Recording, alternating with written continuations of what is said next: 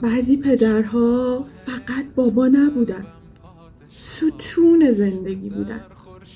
بعضیاشون هنوز نفس میکشن، بعضیاشون هم فقط تو قلبمون زندن. پدر یعنی دستی که خسته است اما هیچ وقت خالی نیست. بعضی پدرها امروز نیستن که روزشون رو بهشون تبریک بگیم و آسمونی شدن، اما هنوز هر روز پشت سرمون ایستادن.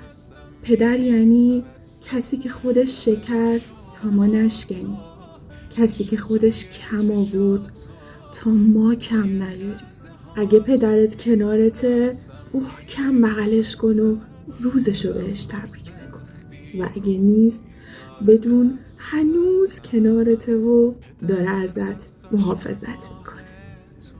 روزتون مبارک پدران عزیز، پدران آسمانی.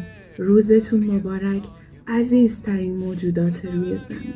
تو رو جای خدا من، تو رو بعد از خدا من، قد عشقای عالم میپرستم دم روشونه ها تو، عشق توی چشاتو.